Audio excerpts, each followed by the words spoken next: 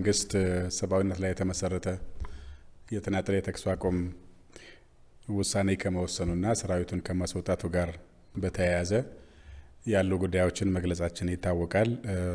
በዛሬው ዕለትም ያንኑ ታሳቢ በማድረግ በሀገር ውስጥም በዓለም አቀፍ ሁኔታውም ላይ የሚስተዋሉ አጠቃላይ አዝማሚያዎችን ታሳቢ ያደረገ የፌዴራል መንግስቱን ምልከታና አቋም በተመለከተ አጭር ማብራሪያ ለመስጠት ነው። እንደሚታወቀው ባለፉት 8 ወራት በሰሜኑ የሀገራችን ክፍል የተፈጠረው ግጭትና በዚሁ ሳቢያ መንግስት ተገዶ በገባበት የህግ ማስከበር እንቅስቃሴ በዜጎች ህይወት፣ ንብረትና የሀገር ገጽታ የደረሰው ጉዳት ግዙፍ እንደሆነ ይታወቃል። መንግስት ተጨማሪ ኪሳራ Bonjour à tous. Comme vous le savez, nous avons fourni des mises à jour concernant le cessez-le-feu humanitaire unilatéral du gouvernement et son retrait de l'armée fédérale du Tigray. Parallèlement à cela, je suis ici aujourd'hui pour vous faire une brève remarque sur le cessez-le-feu ainsi que la position du gouvernement fédéral éthiopien sur le développement en cours. Je voudrais également souligner les perceptions et les réactions des communautés internationales sur le cessez-le-feu humanitaire unilatéral. Très brièvement, je parlerai de l'observation du gouvernement fédéral et de sa position concernant l'opération d'application de la loi en cours et le cessez-le-feu humanitaire unilatéral. Comme on le sait, au cours des 8 derniers mois, le gouvernement fédéral a été contraint de s'engager dans une opération d'application de la loi dans le nord de notre pays. En conséquence, nous avons subi une perte importante de nos citoyens, de nos ressources et des dommages à la réputation de notre pays. Tenant compte de la crise sociale, politique et humanitaire et évitant de nouveaux dommages, le gouvernement a déclaré un cessez-le-feu humanitaire unilatéral et a retiré son armée fédérale de la zone de conflit.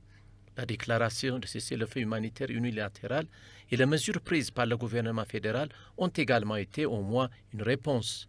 Pour les agences d'aide qui ont refusé d'être contrôlées, accompagnées ou suivies et qui ont souhaité livrer elles-mêmes des fournitures d'aide. Pour ceux qui nous ont demandé et fait pression pour que nous supprimions les points de contrôle afin que les convois d'aide ne soient pas contrôlés quant à ce qu'ils livrent ou à qui. Pour ceux qui ont retiré que nous limitons le conflit afin qu'ils puissent facilement fournir de l'aide aux zones touchées, ainsi que veiller à ce que les agriculteurs puissent cultiver avant la fin de la saison agricole. Quel que soit leur souhait, objectif et raison, pour ceux qui ont amplifié les points susmentionnés, nous pensons que la déclaration du cessez-le-feu humanitaire unilatéral était une réponse critique et appropriée. En fait, la déclaration de la décision humanitaire unilatérale de cessez-le-feu aurait offert réconfort et bonheur à ceux qui se sont réellement sentis préoccupés, inquiets et stressés au sujet de l'Éthiopie et de son peuple.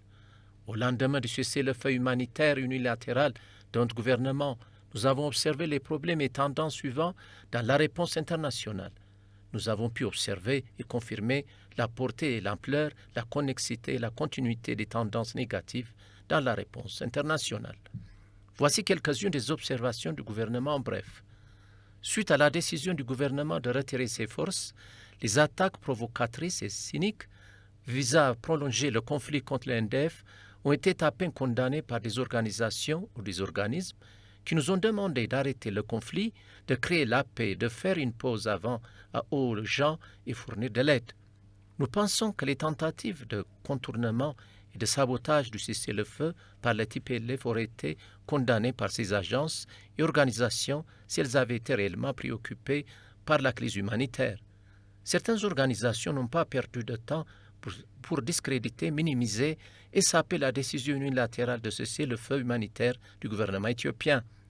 Au lieu d'apprécier la décision du gouvernement de cesser le feu, les médias occidentaux et certaines personnes en position de pouvoir ont utilisé leur plateforme pour minimiser et saper le processus. D'autre part, lorsque l'autre partie, le TPLF, utilisait des enfants soldats de manière flagrante, un crime contre l'humanité, la communauté internationale et les médias occidentaux l'ont complètement ignoré.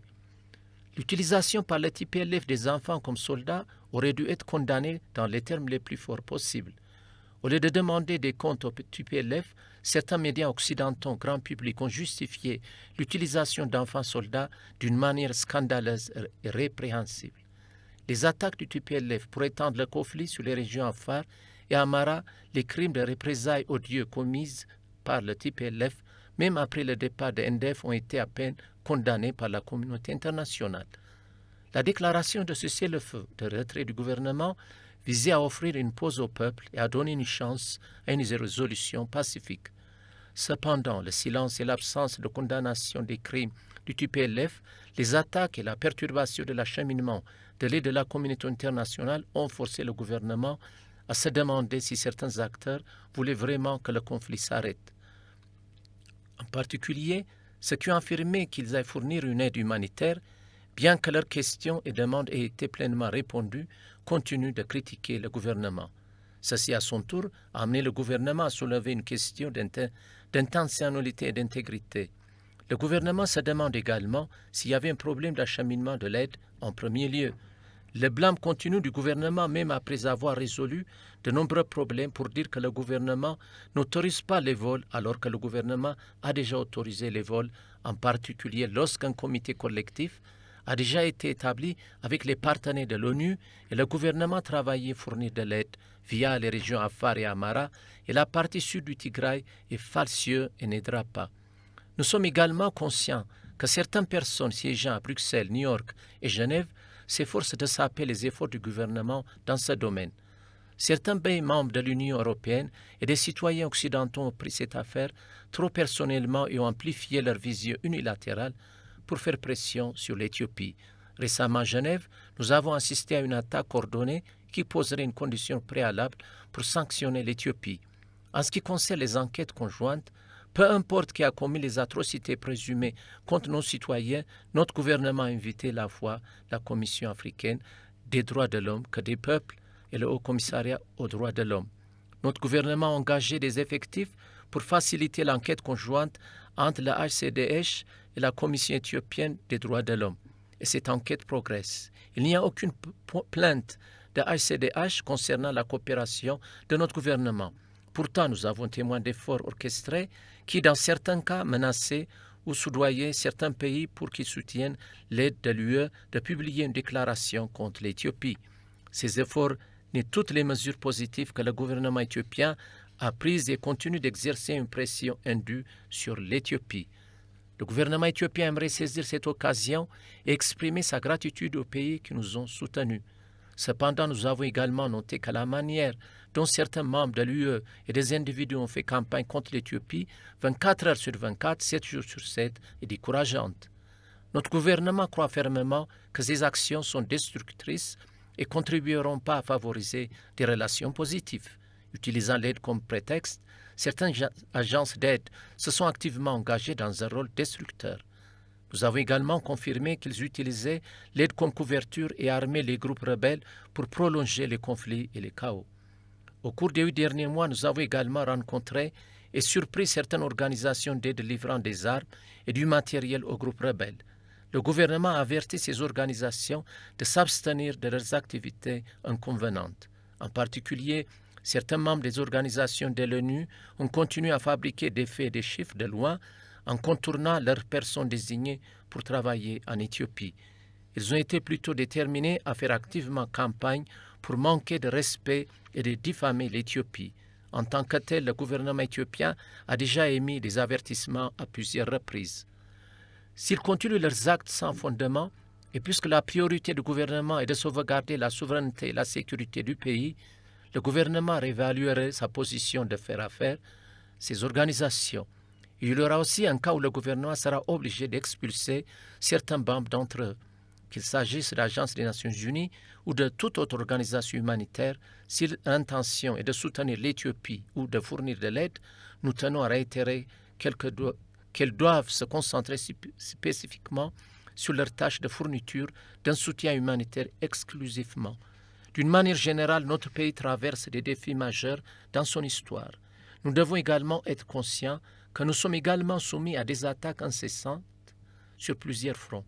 Utilisant notre barrage, notre frontière et nos politiques comme prétexte, prenant en considération notre emplacement géostratégique et nos ressources potentielles, réalisant nos défis actuels et nos relations fracturées entre nos sociétés, des attaques coordonnées sont en cours dans le but de nous désunir, nous désintégrer et nous disperser.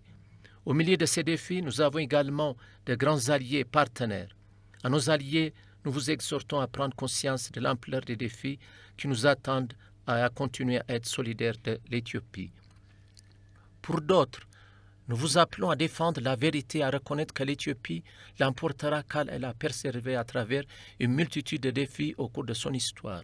Nous appelons également tout le peuple éthiopien, comme vous avez montré votre unité sur notre barrage et les récentes élections, à collaborer et à rester solidaires et à l'unisson. Nos défis sont multiples, nos dénicheurs sont nombreux et le cynisme et les pièges sont sans fin. Ainsi, nous ne pouvons surmonter cette période difficile qu'en nous tenant ensemble, en collaborant et en nous soutenant les uns des autres. Le gouvernement vous demande à tous de suivre la stratégie et les directives du gouvernement fédéral pour la paix et l'unité de notre peuple. Nous appelons tous les individus à s'acquitter de leurs responsabilités conformément. La communauté internationale doit également comprendre que l'Éthiopie est patiente et aimerait surmonter ses défis liés à la pauvreté. À cette fin, vos efforts et votre soutien pour maintenir la paix seraient appréciés. Le gouvernement est également conscient que le retrait des forces de l'NDF et le prix qui a été payé est de donner une chance de résolution pacifique et de donner une pause au peuple. Le gouvernement a déjà pris une décision politique et a en payé le prix, mais il essaie toujours patiemment d'atténuer la situation avec bienveillance. Cependant, si les attaques provocatrices du TPLF se poursuivent, le gouvernement reconsidérera sa décision concernant le cessez-le-feu humanitaire. À cet égard, le gouvernement sera contraint de prendre les mesures nécessaires pour s'acquitter de ses obligations constitutionnelles et protéger ses citoyens contre les dangers. Ceux qui veulent vraiment la paix en Éthiopie, ceux qui voudraient voir la fin des troubles sociaux et ce que nos souffrances impactent, nous vous appelons à dénoncer, condamner et dénoncer les actes terroristes du TPLF. Si le TPLF continue ses actes imprudents, le gouvernement a le mandat de sauvegarder et de protéger la souveraineté et l'intégrité territoriale du pays. En tant que tel, le gouvernement prendra toutes les mesures pour empêcher le pays de devenir un État défaillant. Nous exhortons notre peuple à défendre la paix et la communauté internationale, à condamner le terrorisme et à être solidaire de l'Éthiopie. Merci.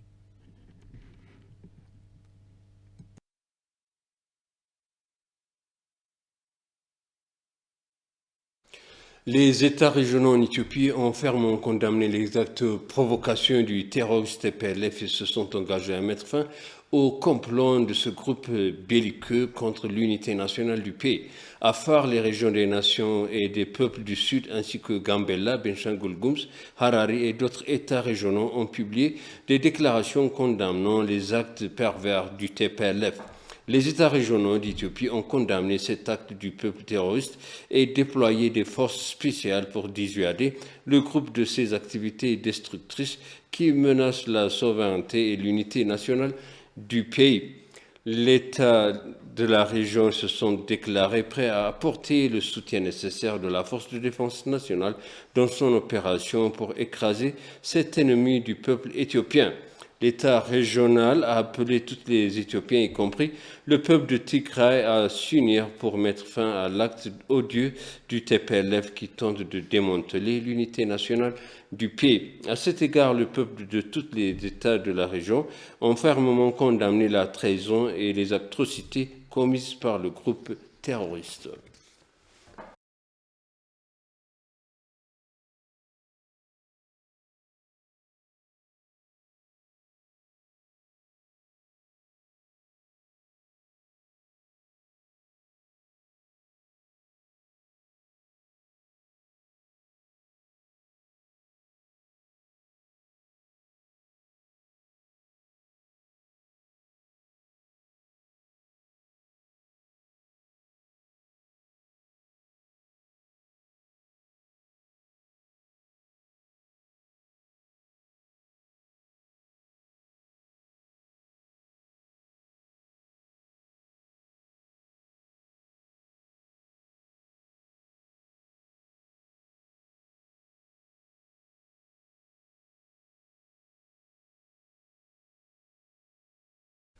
Le Parti démocratique du Tigray, TDP, a exhorté la communauté internationale à tenir le groupe terroriste TPLF responsable de l'utilisation d'enfants comme soldats contre les lois et conventions internationales.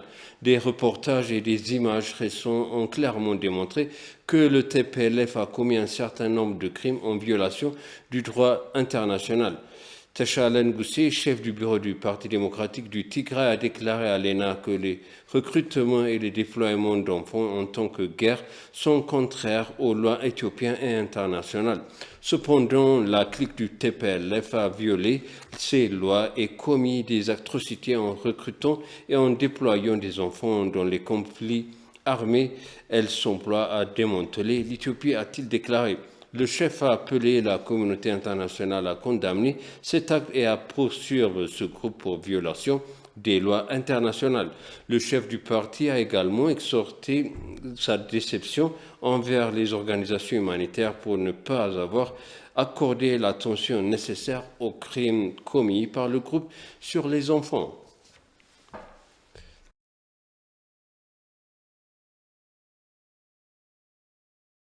L'autorité éthiopienne des médias EMA a suspendu hier Addis Standard, un média en ligne enregistré par l'institution le 28 mai 2021. La suspension temporaire fait suite à des plaintes et à des tendances alarmantes dans la conclusion de surveillance de l'EMA.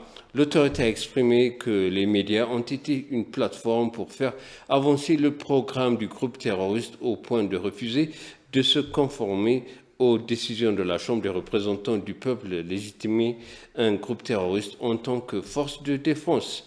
L'EMA a réaffirmé son engagement en faveur de la liberté de la presse, promouvoir et permettre un journalisme professionnel et ethnique.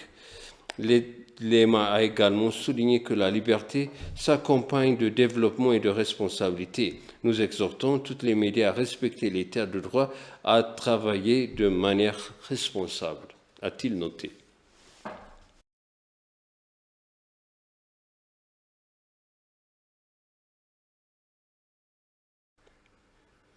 La Commission nationale de gestion de risques et de catastrophes a annoncé que des machines supplémentaires étaient en cours d'installation pour l'inspection des cargaisons humanitaires dans la région de Tigray.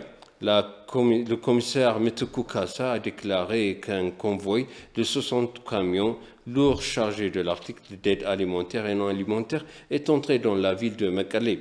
L'installation de machines supplémentaires vise à accélérer l'acheminement de l'aide humanitaire dans la région.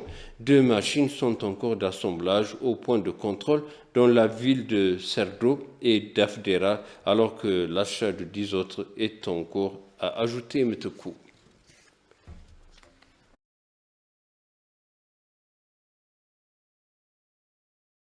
Les forces spéciales de l'État régional de Gambela, qui s'efforcent à répondre à l'appel national, ont été évacuées ce soir. L'événement a été suivi par le chef d'État, Umar Ujulu, et le chef du cabinet adjoint, Tenkwewe Djok, et le président de l'État, Jules Nagalan Natri. Il a déclaré que les forces spéciales régionales soutiendraient la mission de défense du pays pour le moment, ajoutant que le gouvernement régional fait tout son possible pour lutter contre les harcèlements internes et externes en Éthiopie. Les membres des forces spéciales, pour leur part, se sont dit prêts à prendre des mesures appropriées contre ceux qui tentent de saper l'unité du pays et de perturber la stabilité du peuple, selon les informations obtenues du secrétariat de presse du gouvernement régional.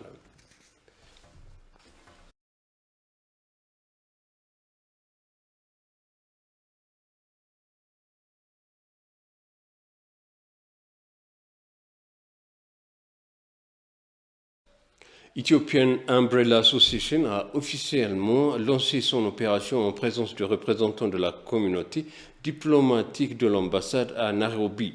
L'association vise à créer une unité et une coopération solide entre les membres de la communauté éthiopienne en Kenya, a déclaré le chef de mission adjoint de l'ambassadeur Siraj Rashid. Il a réaffirmé l'engagement de l'ambassade à apporter tous les soutiens nécessaires à l'association. L'association est également considérée comme un instrument pour mobiliser un soutien financier et psychologique à la construction du grand barrage de la Renaissance hydroélectrique auprès de la communauté et lutter contre la désinformation et les fausses nouvelles qui ciblent les intérêts nationaux de l'Éthiopie.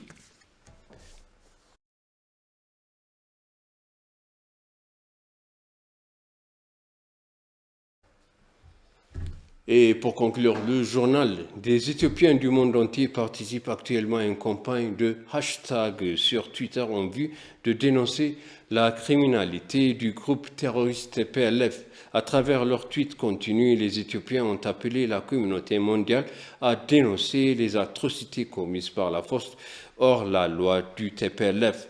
Les tweets en circulation décrivant que le recrutement d'enfants pour la guerre, les meurtres de civils et d'autres actes terroristes du TPLF doivent être condamnés par la communauté mondiale pour garantir l'ordre public en Éthiopie et dans la région de la Corne en général.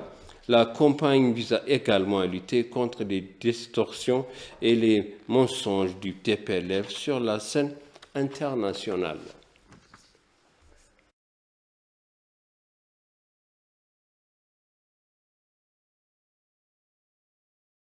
Et voici les titres principaux. L'ambassadeur Redouane Hussein a donné une déclaration sur les facteurs qui bloquent le cessez-le-feu humanitaire et la position du gouvernement fédéral éthiopien sur le développement en cours.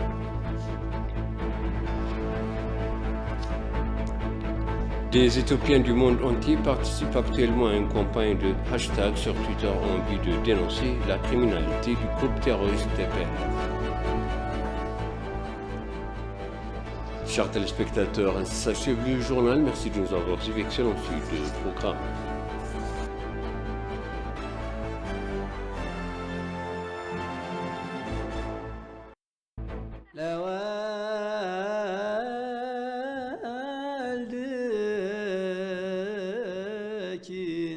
Saint Yared est descendant des prêtres d'Aksum. Son père était Aboud ou Isaac. Certains livres disent qu'il s'appelle Adam. Sa mère est Christina ou Takulia. Saint Yared est né en 505 après Jésus-Christ dans la ville d'Aksum. Il a choisi de s'appeler Yared du nom de Yared, le sixième fils de la sixième génération d'Adam, parce qu'il voulait décrire le travail qu'il ferait à l'avenir, parce que Dieu l'a choisi pour travailler pour lui.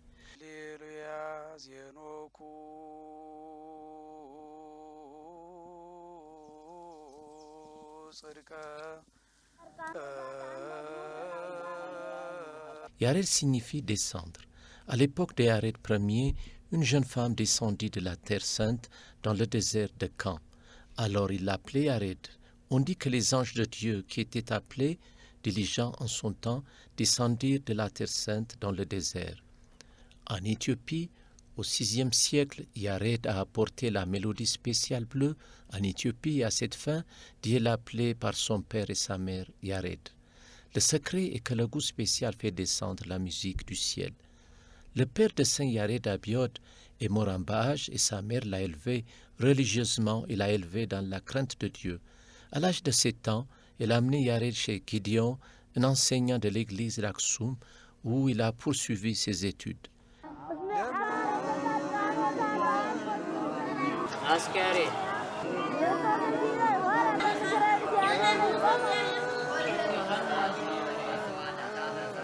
Gideon était un frère de Takila, il suivait de près et l'enseignait, mais il a lutté pendant de nombreuses années parce qu'il n'est pas allé à l'école. En conséquence, un jour son oncle ou professeur, Gideon s'est mis en colère et l'a sévèrement battu. Dans un accès de rage et de désespoir, l'enfant Yared a quitté Aksum pour le village de sa mère dans les plaines d'Aksum, au nord d'Aksum. Il regarda l'arbre sous un arbre appelé Krau et regarda l'arbre. Il vit un ver essayant de manger le fruit de l'arbre, mais il glissa et tomba, essaya encore et encore. L'étudiant Yared a appris des efforts et du succès de ce ver, et sans hésitation, il est retourné à son professeur. Il l'a rassuré qu'il pouvait réussir.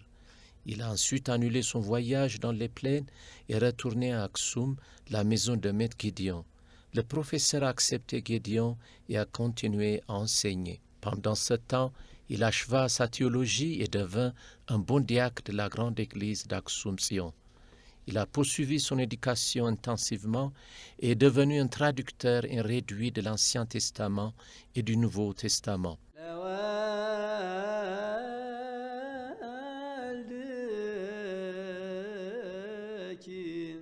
Quand Dieu voulait faire une grande action, c'était sa coutume de mettre un petit test sur ce qui était la manifestation de son travail, comme il l'a fait pour Sarah, Élisabeth et Sainte Anna, ainsi que pour l'homme qui est né aveugle. Quand il a voulu donner naissance à un fils comme Sarah, Isaac, Élisabeth et John, le fils de la Vierge Marie, Tahal, il est d'abord devenu stérile. Plus tard, la chaleur les a séparés des fleurs et des fruits, mais plus tard, ils ont donné naissance à des enfants et les ont embrassés. L'homme qui est né aveugle a aussi donné naissance à un aveugle du ventre de sa mère.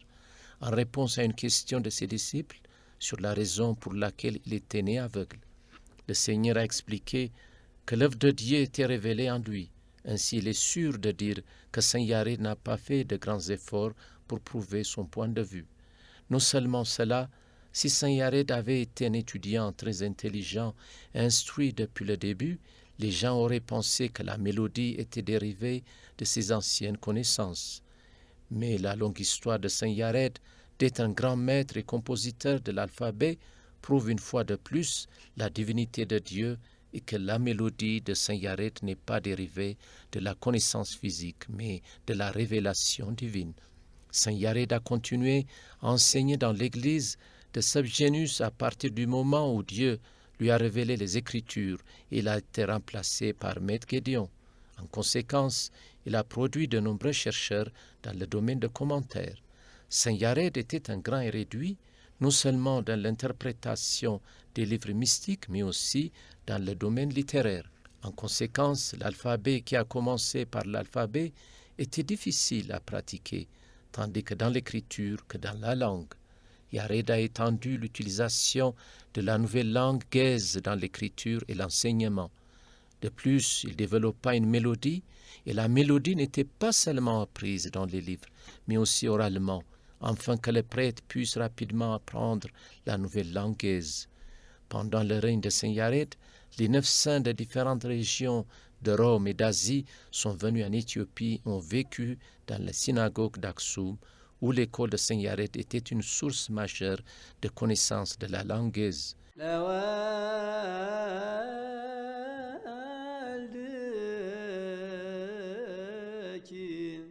Les 9 saints étaient la principale source de leur connaissance de cette langue avancée et gaise. Avec la connaissance de gaise, l'école Saint Yared a été en mesure de traduire des livres purs et d'agrandir le monastère en Éthiopie. En conséquence, il y avait une relation très étroite entre Saint Yared et les 9 saints. Saint Yared enseignait depuis longtemps de telle sorte que Dieu voulait lui révéler la mélodie céleste. Il les regarda et dit: « D'où venez-vous les oiseaux? Qui vous a envoyé ?» Il a demandé aux oiseaux. L'un des 3 oiseaux répond: « On a été envoyé du jardin d'Édom. » Elle dit: « Nous sommes venus nous dire d'apprendre des 24 prêtres célestes. » Alors les oiseaux disparurent de sa vue et Yared fut amené par inspiration dans la Jérusalem céleste. Là, le Créateur a vu des anges courir autour du trône, louant Dieu avec une belle et unique mélodie, chantant et dansant. Il voulait sauter à cause de la mélodie, alors les oiseaux sont venus vers lui. « Yared, comprenez-vous la mélodie que vous avez attendue ?» a demandé l'un d'eux. Il a répondu qu'il ne comprenait pas. Il a dit: « Alors, invoquez le nouveau nom de Dieu, Jésus-Christ, parce que je vous le dis. » Alors Saint Yared appela le nom de Jésus-Christ. La musique des 24 prêtres célestes lui fut révélée. Saint Yared a alors commencé à chanter en Gez, Ezel et Ararai. Après cela, il est retourné au temple. Mais il tourna sa face vers l'Orient, où était l'arche de l'alliance de l'Éternel, et étendit la main et se prostiva pour la première fois dans le pays d'Aksum. Cela signifie « Alléluia au Père, Alléluia au Fils, Alléluia au Saint-Esprit ». Cela signifie grâce au Père, grâce au Fils et grâce au Saint-Esprit. Dieu, le commencement de Zion, a créé les cieux. Il montra à nouveau à Moïse comment faire le travail de tabernacle. Il l'a montré à Moïse. Tout s'est passé le 6 novembre, l'endroit où la mélodie a été chantée par la première fois après son retour du ciel s'appelle encore aujourd'hui Marad Kal. C'est une preuve que la mélodie vient du ciel. La mélodie s'appelle Aria, ce qui signifie une mélodie de très haut. Saint Yared lui-même confirme qu'il a entendu la mélodie des anges du ciel.